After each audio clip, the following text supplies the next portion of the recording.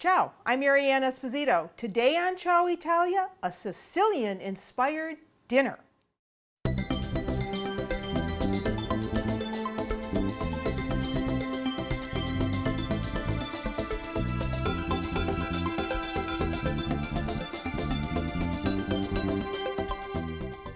I thought today I would do a Sicilian-inspired meal for you today. So I'm going to have a meat course, I'm going to do cookie for you, and then a marinated salad. But I'm going to start with the cookie first because this is how I think when I'm in my kitchen. You know, if I have to do 3 recipes, I do what I think is going to take the longest time first, then I go move on to something else, then I come back to what I was doing. I know, it sounds complicated, but I will explain it to you. So I'm going to start with the cookies that we're going to have for dessert. And they are called rame di Napoli. I know. It sounds Neapolitan because I said rame di Napoli, but it's really a Sicilian cookie because this is a cookie that was made when Sicily and Naples were part of the kingdom of the 2 Sicilies. That's what that means, Naples and Sicily, part of the kingdom of the 2 Sicilies from 1815 to about 1860. And this cookie was said to resemble a coin, and it's usually given on November 2nd. On All Souls, so that you have a cookie that's in remembrance of someone who died, passed on, that you want to remember. So how do you make it? Well, you start out with some just regular butter cookies, anything. Just go to the grocery store and get just a package of regular cookies, and you smash them down. So you need about a cup. And I just think my meat pounder is the best thing to use for this. Well, you could do this in a food processor if you wanted to. But this gets the job done and you don't have to get a machine out. So you need about a cup. You crush them down because this is a pretty spicy cookie. It's a chocolate cookie. It's very spicy. So once you have them crushed like that, put them in a bowl. Okay? Just like that.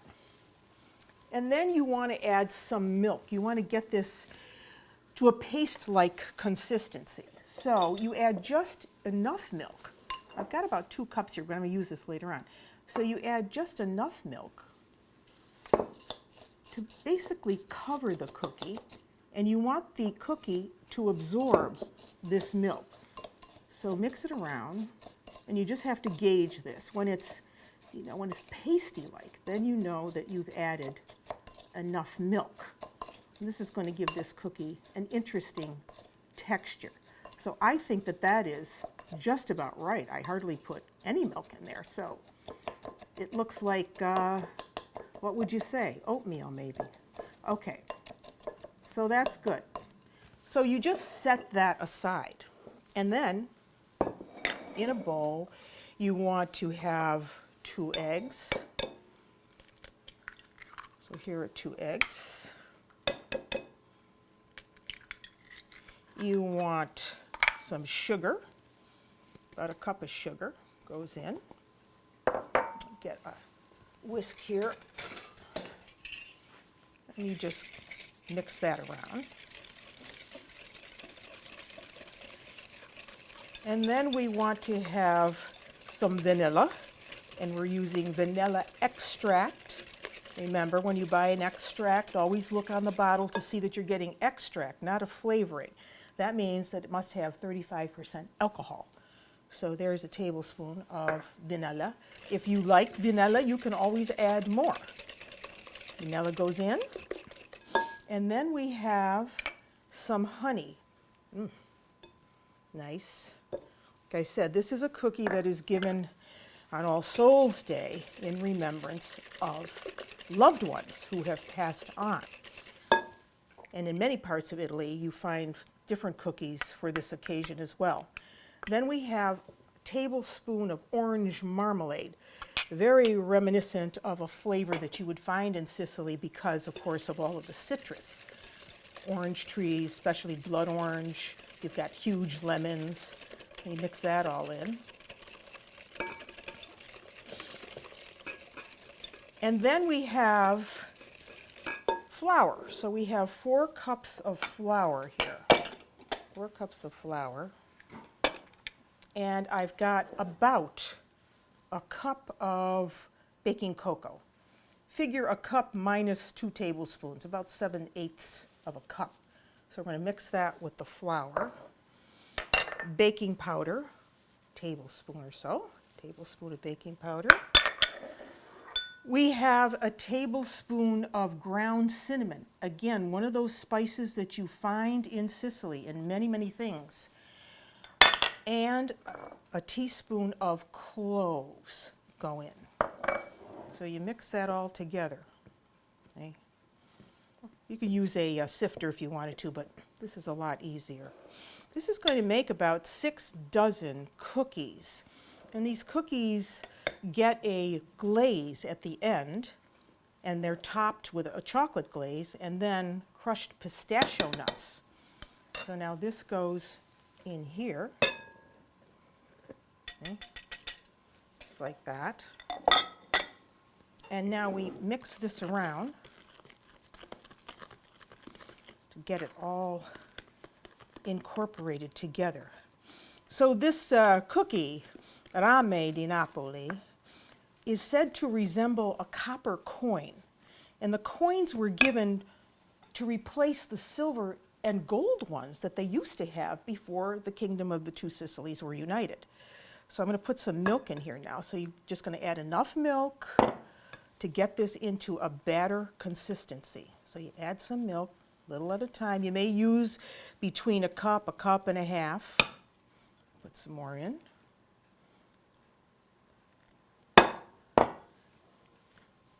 Get it loose, and then you can add those crushed cookies that are waiting in that bowl. Now we're getting somewhere. I'm going to have to chill this dough for about an hour to make it easier for us to handle. I'm going to add the rest of this almost, and now these cookie crumbs that have been soaking, they all go in. And you mix all of that together. It's a pretty thick dough. That's why I didn't want to do it in a machine. So now it's nice and thick, but you know what? I almost forgot to add the butter. So here we have about 7 tablespoons of butter that's melted and somewhat cooled. So now I'm going to put it in now. I don't know, you've done this before, I'm sure, where you're cooking and you think you have everything in and then you realize, oops, I forgot something. So yeah, so the butter is melted, so it's easy enough to get into this. Okay, there we go. So now we're going to cover this and put it in the refrigerator to cool a bit, get a little chill on it so that we can then work with it. So I'm going to stick it in the fridge for about 1 hour. Next up, a pork roast, Sicilian style. So what makes this pork loin roast Sicilian? Well, I'm going to make a rub for it, which uses some of the ingredients that you would find in Sicilian cooking, namely oregano and capers, because capers come from nearby island of Pantelleria. I love to say that word. And they're capers and salt, or you can use capers and brine if you want to. We've got whole peppercorns, some coarse salt, and I'm using sea salt from Sicily, but you can use any coarse salt, and a clove of garlic. So how does this go? Well, you want to grind all of this up. So I put the peppercorns, about 1½ tablespoons.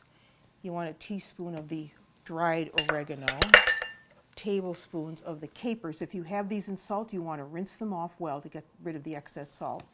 Goes in. Here's my salt. And I'm going to just cut that garlic clove in half before I put it in, or maybe in quarters because that's a big one. Stick that in. And then I'm just going to give this a twirl and grind it up until it becomes really just a homogenized mixture here. And then I'm going to add some olive oil.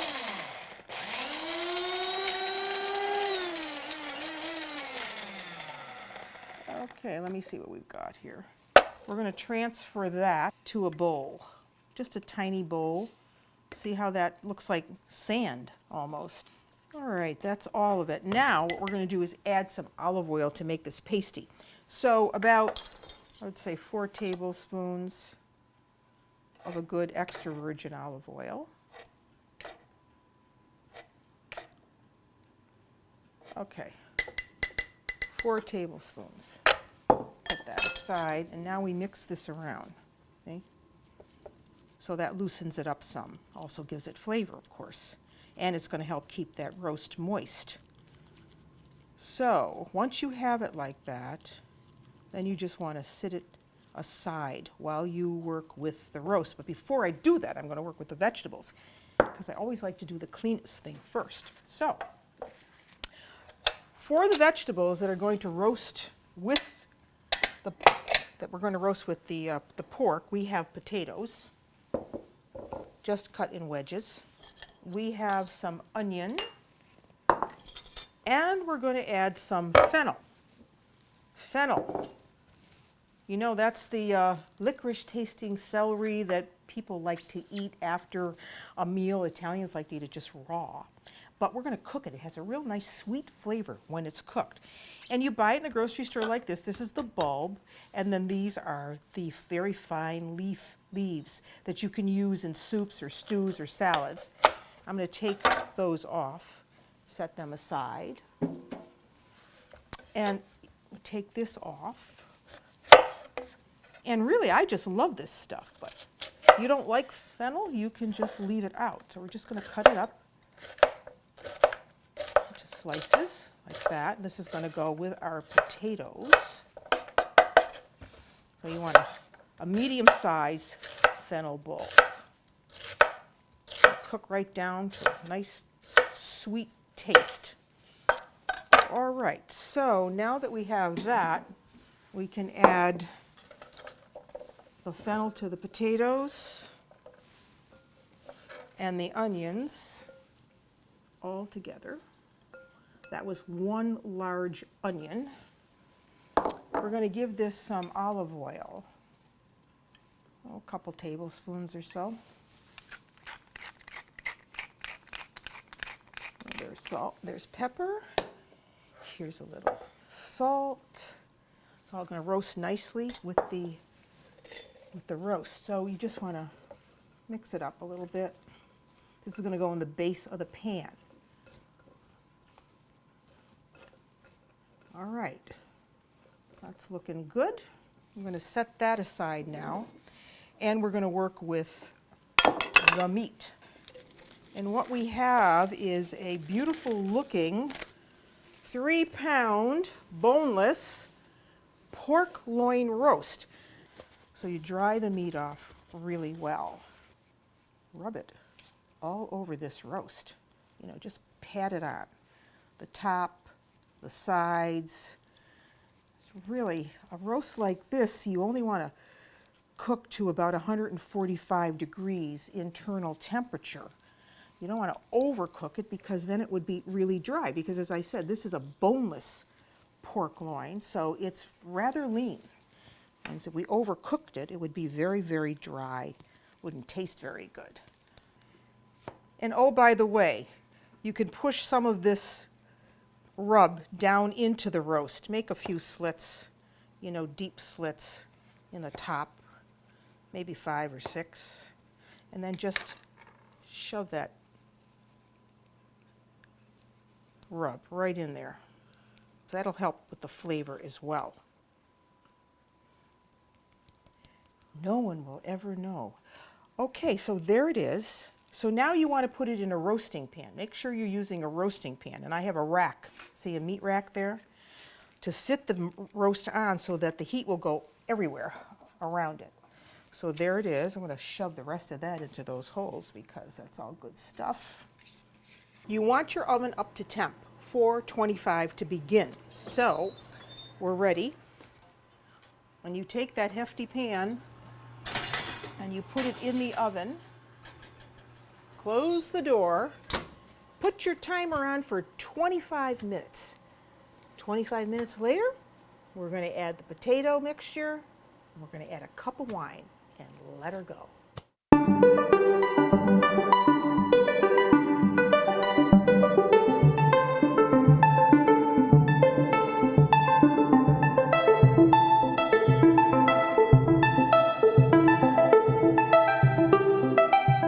So how do we make this salad? Well, this is a squash salad. We're going to use zucchini and summer squash.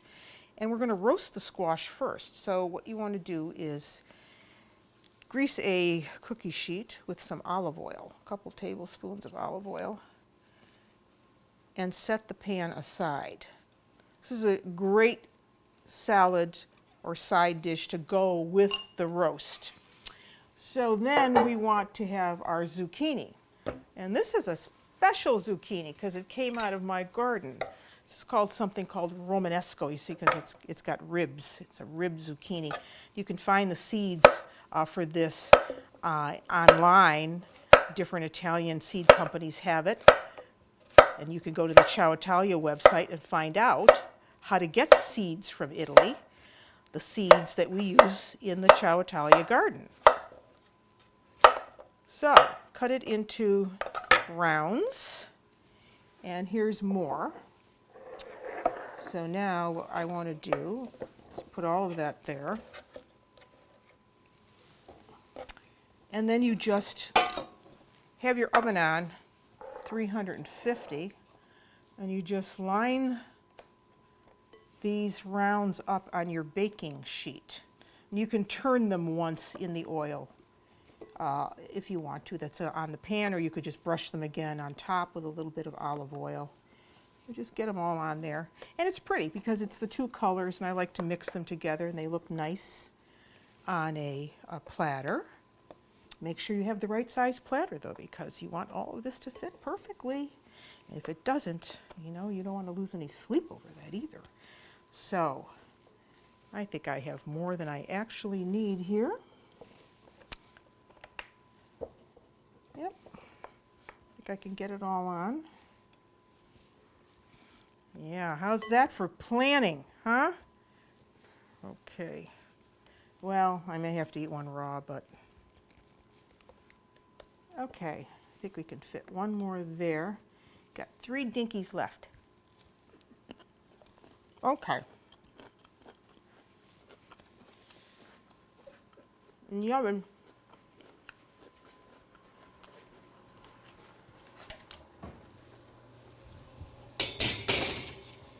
350, about 25 minutes when you can kind of see that they're getting soft. You don't want them mushy, but tender. That's when you take them out. So now that we have that, one left. We need to make the dressing. So for that we want some herbs. So here we have fresh basil, and we have mint, and we have garlic. So get that going. Just going to put all of that together and mince it up.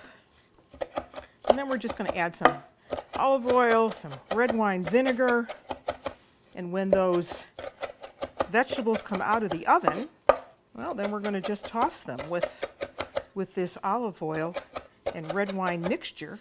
And it's kind of a really nice summer salad, I have to say. So you eat it at room temperature. Eat it at room temperature. If you want to use something else, you could use other kinds of squash if you didn't want to use zucchini and yellow summer squash. But you know, in the summertime, I like to just take the things that I have in my garden and really create something nice with them. But still keeping with Italian tradition, of course. We never want to stray away from our roots. Okay. Looks good.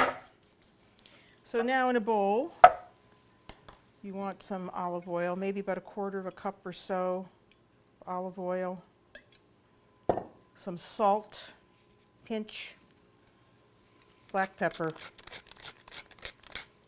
about 3 tablespoons or so of red wine vinegar. Use a good red wine vinegar.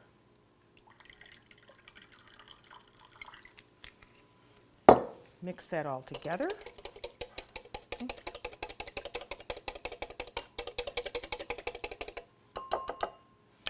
Now we add our herbs.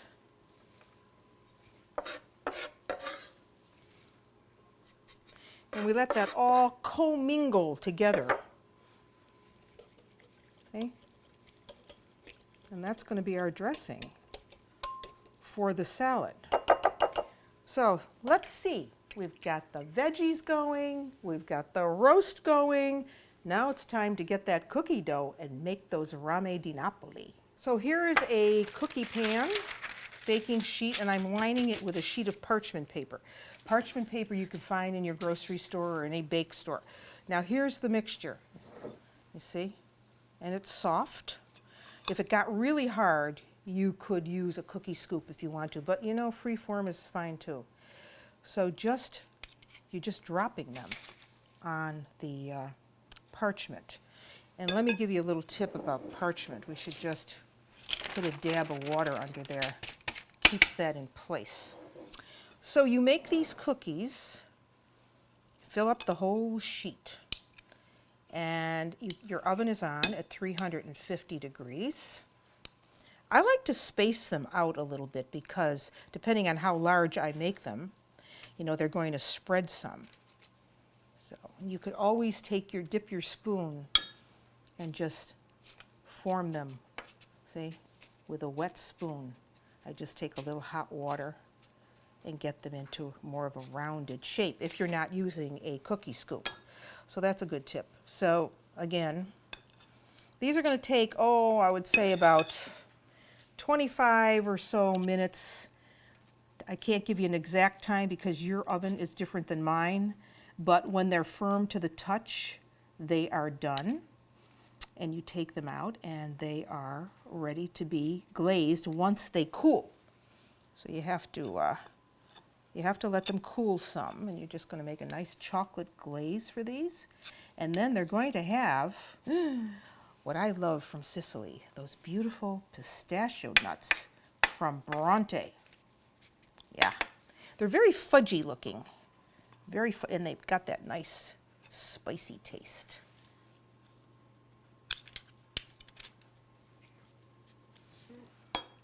So here are the cookies. I just want to show you the inside. See? They're very, very spicy. So now we have melted chocolate, use a good chocolate, and butter.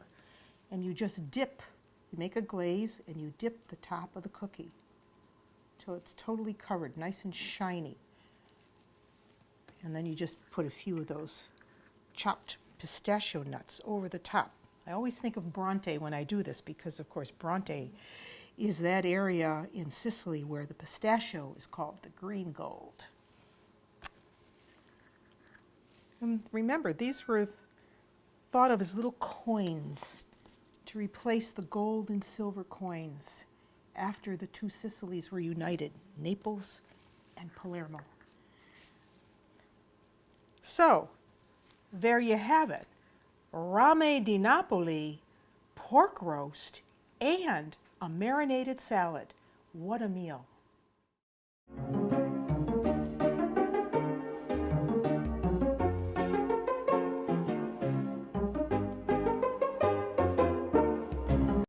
Today, I made a Sicilian-inspired dinner for you. And we started right here for this beautiful pork loin roast. Remember, I made that rub that went over the top and then roasted it with potatoes and fennel and onions and white wine. It's looking great. And then you could finish off with that beautiful salad. Remember, we used summer squash and zucchini, basil and mint, olive oil and red wine vinegar. And for dessert, can't beat the Rame di Napoli, those chocolate cookies with cinnamon and cloves and cocoa, topped with a glaze and pistachio nuts. And until I see you nella cucina again, I'm Mary Ann Esposito. Ciao!